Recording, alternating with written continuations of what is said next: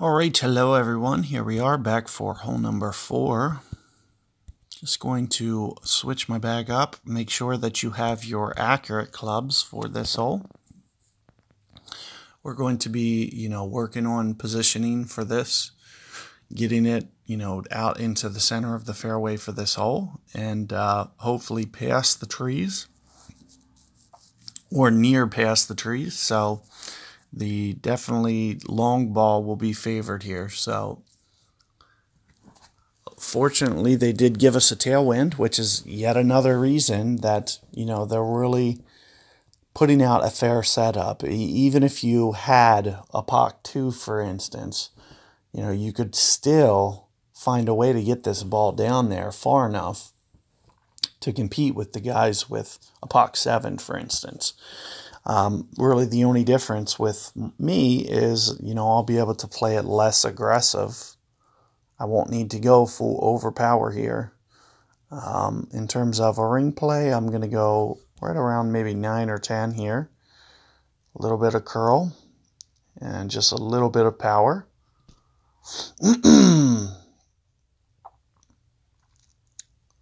So let's see what we can get here.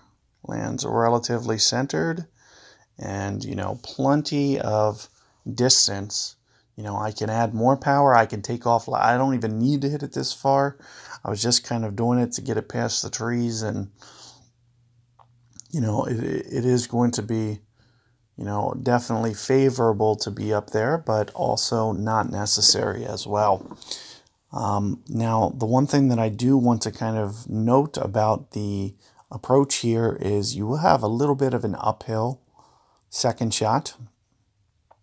Additionally, especially with this side wind, you may have to go to lower ground with your target for this wind. So one of the things you need to be sure to do is under adjust in situations like this. So first, let's take a look at what we got here. And as I mentioned, we may need to go to that lower ground. And what I'll usually do here is about one backspin and just let it come off this hill just like this. You can see that I'm pushing it through the hole, maybe up here towards max. But let me do that reduction of rings as I mentioned. I'm going to do the uphill here, 10.6. And as I mentioned, there could be situations where you get to a very, very low target and, an under adjustment is really going to, looks like it's not quite going to roll out. It looks like I might have maybe just fractionally not had the pull angle that I wanted. So do make sure that, you give it a chance. It's not going to be the most makeable wind that you could ever have, but it is going to be an opportunity. So you do want to, take advantage of this hole and try to give it your best effort. You could see my ball came up well short. I pretty much had the line, but one of the things that I might want to do with my, the angle that I pull at the wind, make sure that it's more distant towards the hole as opposed to, just, straight. So you'll see me probably rotate the wind angle just a little bit more favorably. And, that's one of the more common mistakes. You could see my opponent almost went down that hill. It was a lot of people over adjust. It is uphill, and especially once you start to aim below that cliff, it makes it even worse. So, you do want to make sure that you're doing just a little bit of an underplay in all situations where you're moving to that lower ground, which this wind is essentially going to be 100% of the time. You'll be moving to that lower target. So definitely something to keep in mind for your approach on that hole. So let's take a look here at another perspective of this one. Let's see what we got. Tailwind case. That's not my favorite. Using the island here will be hard to stop the ball.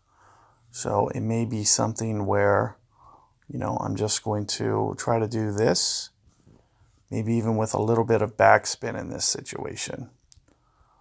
So you can see how I'm keeping the ball guide to the short. And I know I need to go at least the 11 rings here. So that's pretty much what I'm going to shoot for. Just a wee bit of curl.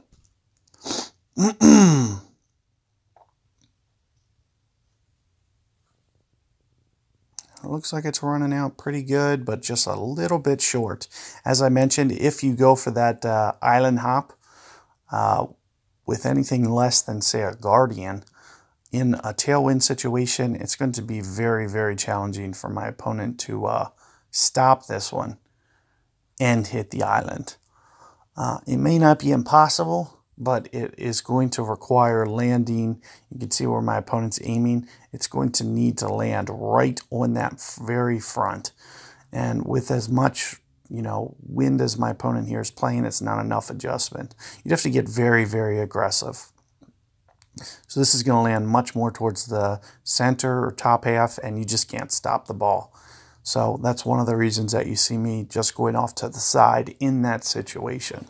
So just something to be thinking about.